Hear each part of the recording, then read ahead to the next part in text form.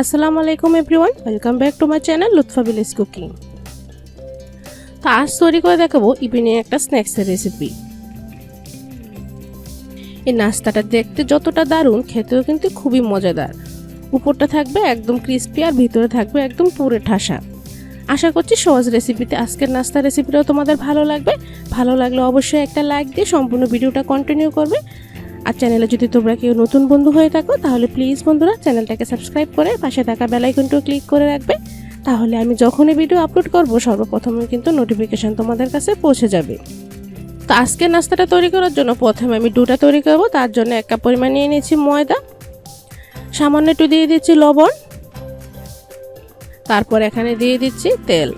এখানে আমি 1 চামচ পরিমাণ তেল দিয়ে দিলাম। 1 কাপের জন্য কিন্তু 1 চামচ তেলে যথেষ্ট। এখন আমি একটু কষলে ভালো করে ময়ামটা করে নিব। তো তোমরা দেখেই বুঝতে পারছো ময়ামটা আমি কিভাবে করে নিচ্ছি। ভালো করে কিন্তু ময়ামটা করে নিতে হবে। ময়ামটা যদি ভালো করে করা হয় তাহলে কিন্তু এভাবে মুট করলে খুব সুন্দর করে একটু দলা পাকিয়ে যাবে। তো এখন আমি কিছুটা নরমাল পানি নিয়েছি। নরমাল পানি অ্যাড করে খুব সুন্দর করে ডোটা তৈরি করব। আজকে ডোটা কিন্তু একদম শক্ত হবে না আর একদম নরমও হবে না, মিডিয়াম করে ডোটা তৈরি করে নিতে হবে।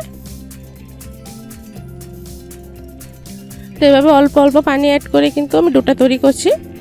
এভাবে ডোটা তৈরি করলে কিন্তু পারফেক্টভাবে ডোটা তৈরি করা যায়। ডোটা কিন্তু একদম নরম হবে না।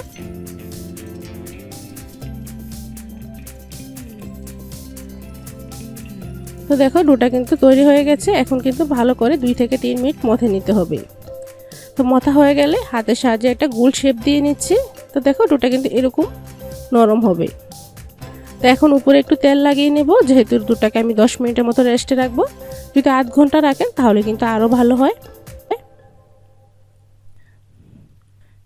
তো এখন এর ফাঁকে আমি পুরটা তৈরি করে নেব। তার জন্য প্যানে 1 চামচ পরিমাণ তেল দিয়ে নিলাম। তো তেলের পরিমাণও কিন্তু খুবই অল্প লাগবে পুর তৈরি করতে। তেলটা ভালোভাবে গরম হয়ে গেলে 1 চামচ পরিমাণ দিয়ে দিচ্ছি এখানে পাঁচফোড়নটা আমি 2-1 সেকেন্ড ভেজে নিব। তো ভাজার পরে দেখবে খুব সুন্দর একটা গ্রান ছড়াবে।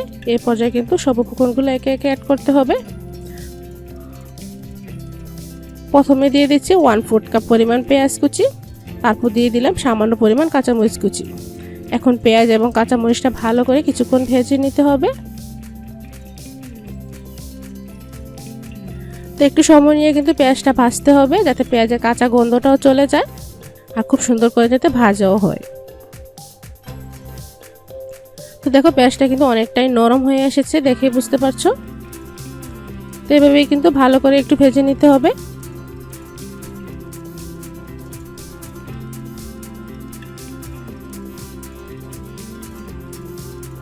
তো পেঁয়াজটা কিন্তু ভাজা হয়ে গেছে। এখন আমি সামান্য একটু পানি অ্যাড করে দিব, যেহেতু এখানে আমি কিছু মশলা অ্যাড করব যাতে মশলাটা পুড়ে না যায়। তার জন্য সামান্য একটু পানি দিয়ে নিলাম। প্রথমে দিয়ে দিলাম স্বাদমতো লবণ, তারপর দিয়ে দিলাম 1/2 চামচ পরিমাণ হলুদের গুঁড়া। এখানে কিন্তু 1/2 চা চামচ দিয়েছি। আর দিয়ে দিলাম ম্যাগির সাথে ম্যাজিক মশলা। এই মশলাটা দিলে কিন্তু বাড়তি কোনো মশলার প্রয়োজন হয় না। এই মশলার টেস্টটা এতটা দারুণ হয়। তো তোমাদের হাতের কাছে না থাকলে এখানে জিরার গুঁড়া আর ধনে গুঁড়া দিলেও হবে। তারপর এখানে আমি 2টা আলু সিদ্ধ করে রেখেছি ম্যাশ করে, আর নিচে একটা ডিম ভালো করে গ্রেট করে রেখেছি। এগুলো আমি দিয়ে দিলাম। দিয়ে এখন ভালো করে মশলার সাথে মিশিয়ে নিতে হবে। তো যারা ডিম পছন্দ করে না সেক্ষেত্রে ডিমটা এটা স্কিপও করতে পারো, তবে দিলে টেস্টটা ভালো আসে। তো এখন মশলার সাথে ভালো করে একটু মিশিয়ে নিতে হবে। মিশিয়ে কিন্তু 2-1 মিনিট ভেজে নিতে হবে। তো ভাজা হয়ে গেলে এই পর্যায়ে দিয়ে দেবো কিছুটা ধনেপাতা কুচি। তো ধনেপাতা দিয়ে আবারও ভালো করে একটু মিশিয়ে নিচ্ছি। তো বন্ধুরা অবশ্যই লবণটা একটু চেক করে নেবে। লবণটা যদি ঠিকঠাক না হয় তাহলে কিন্তু পুরের স্বাদটাও নষ্ট হয়ে যাবে। তো এখন আমি পুরটা ঠান্ডা হতে দিচ্ছি। পুরটা ভালো করে ঠান্ডা হোক। এর ফাঁকে আমি বাকি প্রসেসিংগুলো করে নিচ্ছি। দেখো ডোটা কিন্তু খুব সুন্দরভাবে সফট হয়ে গিয়েছে। এখন কিছুক্ষণ আবার একটু মথে নিব, তাহলে কিন্তু ডোটা আরও বেশি সফট হয়ে যাবে।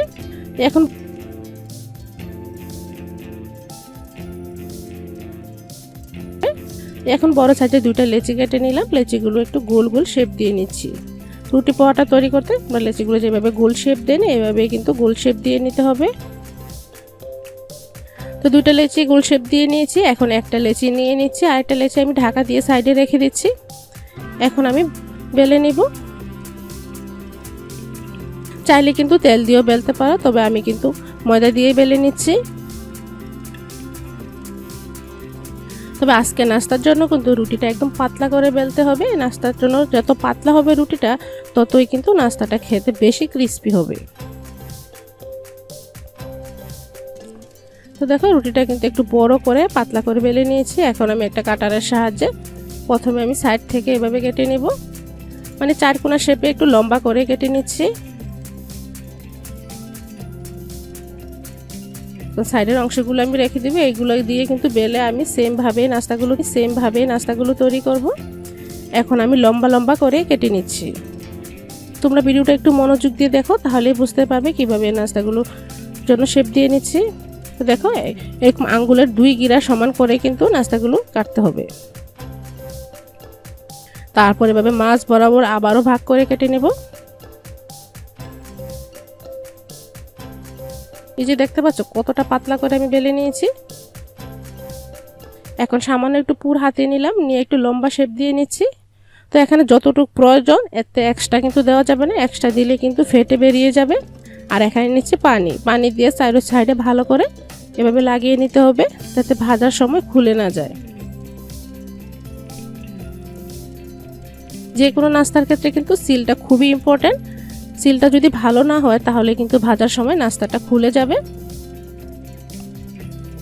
তো দেখেই বুঝতে পারছো কিভাবে আমি চেপে চেপে সিল করে নেবে, তাহলে দেখবে ভাজার সময় একটা পুরো খুলে যাবে না। এখন সাইড থেকে একটু ডিজাইন করে নিচ্ছি, তার জন্য একটু কাটা চামচ নিলাম। কাটা চামচের সাহায্যে এভাবে হালকা করে একটু দাগ কেটে নিচ্ছি। দেখো হালকা একটু চাপ দেওয়াতে খুব সুন্দর একটা ডিজাইন চলে এসেছে। সেম ভাবে আমি তোমাদের আরেকটা তৈরি করে দেখাচ্ছি, যাতে তোমাদের বুঝতে অসুবিধা না হয়। এই যে পুরটা দিয়ে সাইড থেকে আবারও একটু ভালো করে পানি লাগিয়ে নিলাম।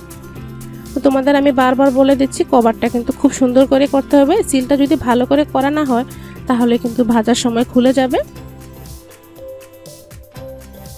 তারপর চামচের সাহায্যে হালকা করে একটু দাগ কেটে নিতে হবে। তো দেখো হালকা একটু চাপ দেওয়াতে কত সুন্দর একটা ডিজাইন চলে এসেছে। এভাবে আমি সবগুলো নাস্তা প্রথমে তৈরি করে নিলাম। এখন আমি এটাকে ভাজবো।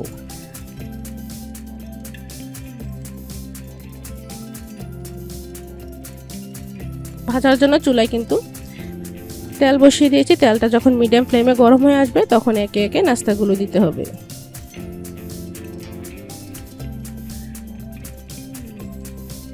তো বন্ধুরা, নাস্তা ভাজার ক্ষেত্রে অবশ্যই একটা টিপস ফলো করতে পারো।